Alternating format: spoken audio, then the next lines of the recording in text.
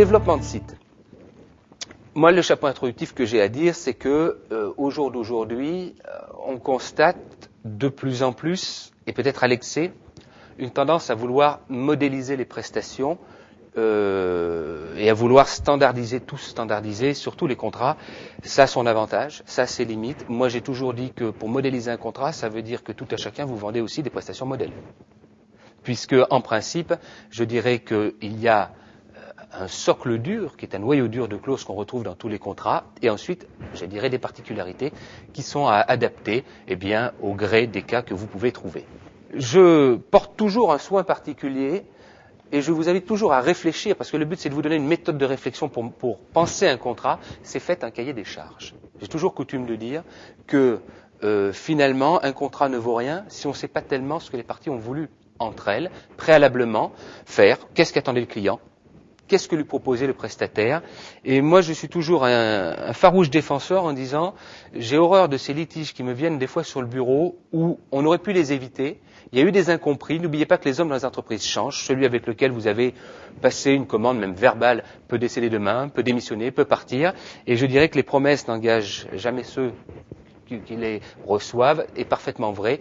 Et j'allais dire que ça nous génère parfois des difficultés qui sont réglé par les juges, mais ce n'est pas toujours extrêmement satisfaisant.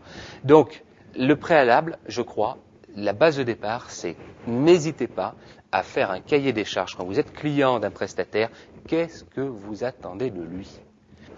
Et aujourd'hui, c'est plus particulièrement vrai sur les sites marchands que depuis l'an dernier, nous avons une loi qui est venue nous donner un cadre un petit peu plus précis sur le commerce électronique et qui, lorsque le site est marchand, nous impose, je dirais, des passages juridiques obligés pour que les contrats puissent valablement se faire sur Internet. La loi nous ayant prévu d'intégrer dans les contrats un processus de prise de commande et de passage des ordres. Donc, préalable, quand vous allez voir un prestataire, cahier des charges, et quand vous êtes prestataire, demandez au client de vous coucher par écrit ses attentes. Au moins, si on se fâche, on saura de qui vient la difficulté. Est-ce que c'est le client qui n'a pas suffisamment défini ses besoins, ou c'est le prestataire qui a soit manqué à son obligation de l'exécution, soit manqué à son obligation, le cas échéant, de conseil. Ensuite, je vais dire, un contrat, ça se compose de quoi? Un objet. À partir du cahier des charges, globalement, on a le client confie au prestataire le soin de lui réaliser un site internet et pour, bien simplifier la chose, site internet établi en considération du cahier des charges approuvé par les deux parties. Et vous renvoyez simplement au cahier des charges qui fait office, d'objet du contrat. Les autres grands points du contrat de développement, c'est à qui appartient la création du site. Ce sont les fameux droits de création. J'allais dire qu'il y a deux cas de figure, même trois. Le premier, c'est que tout ce qu'emmènerait le client, ou tout ce qu'aurait fait le client, lui appartient. Il a fait une création musicale, graphique, et il dit, voilà, monsieur le prestataire, intégrez-moi dans mon site, la création que j'ai faite, il n'y a pas de problème, le prestataire n'acquiert pas les droits de son client. D'où, là encore, l'intérêt, de bien lister avec précision ce qui est apporté par le client. Ce qu'il faut savoir, un grand principe, les gens pensent souvent, c'est une idée assez largement reçue, qu'en payant la prestation d'exécution du site, ils en acquièrent les droits dessus pour la partie création de leur prestataire. C'est faux et archi faux. Il n'y a pas de cession automatique des droits d'auteur sur les créations si dans le contrat il n'y a pas une clause qui le prévoit expressément. Et pour aller plus loin, et ce que je vais vous indiquer n'est pas vrai pour les logiciels mais pour tous les autres droits de création, quand vous êtes employeur et que vous embauchez par exemple un infographiste ou ce que vous voulez qui fait de la création intellectuelle, le contrat de travail, s'il n'y a pas une clause spécifique dedans, fait que les droits de propriété intellectuelle restent sur la tête du salarié qui a conçu. Donc voilà un petit peu les grandes architectures. Donc ce droit d'auteur, idem, délimité, je dirais que ce soit clair, net, précis. Qui fait quoi, qui apporte quoi, et ensuite que décidons-nous? Est-ce que le prestataire conserve les droits sur ses créations, ce qui posera de toute façon naturellement un problème si vous voulez le quitter, ou si vous voulez faire finir la prestation par un autre parce que il est pas compétent, parce que ça ne va pas, soit bien vous les acquérez les droits, et dans ce cas-là, idem, définissez dans la précision qu'est-ce que j'acquiers. Si j'achète un morceau de musique que le prestataire a composé, je mets le morceau de musique. Si ce sont des peintures, du graphique, vous listez. Et déjà, vous aurez quand même évacué pas mal de problèmes. L'autre point important, je dirais le prix. Mais le prix, finalement, c'est important sans être important. Si vous êtes accordé, le tout c'est qu'on sache bien ce à quoi ça correspond. Bien sûr, est-ce que c'est une prestation en régie, donc à l'heure ou à la prestation dans le temps? Est-ce que c'est une prestation au forfait? Le cas échéant, est-ce que ça peut être une prestation qui comporterait, pourquoi pas, une partie fixe du prix plus un élément variable en fonction du nombre de ventes, en fonction du nombre de visiteurs du site?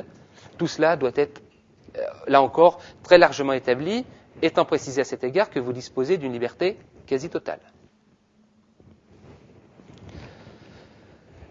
L'autre point qui fait souvent, je dirais, défaut, et qu'on rencontre, je dirais, de façon assez récurrente, les délais d'exécution.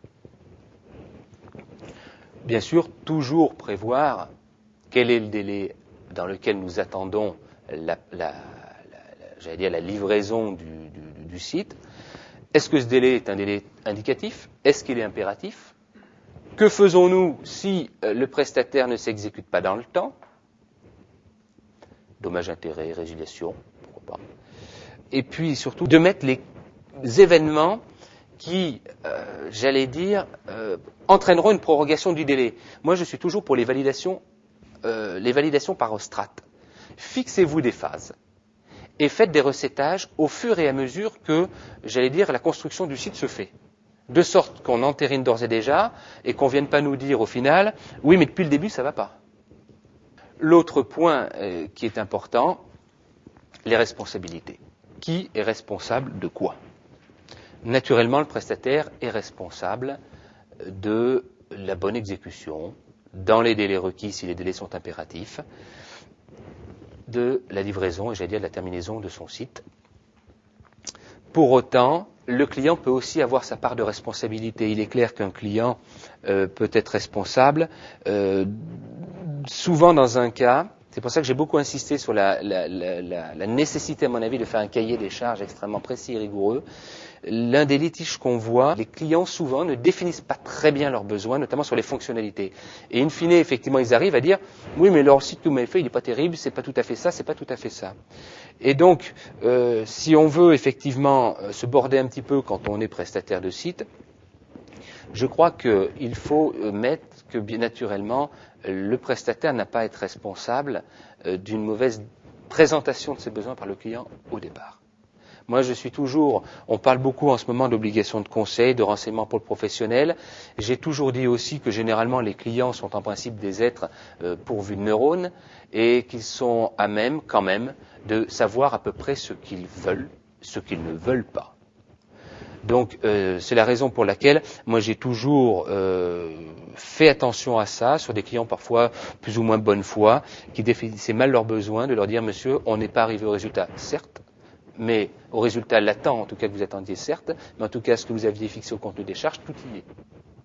Et s'il manque des choses, il fallait vous en préoccuper avant. » Donc moi j'ai toujours ce souci donc de bien écrire, bien délayer sur effectivement les attentes des uns et des autres, parce que c'est la principale source de problème dans les contrats de développement de site.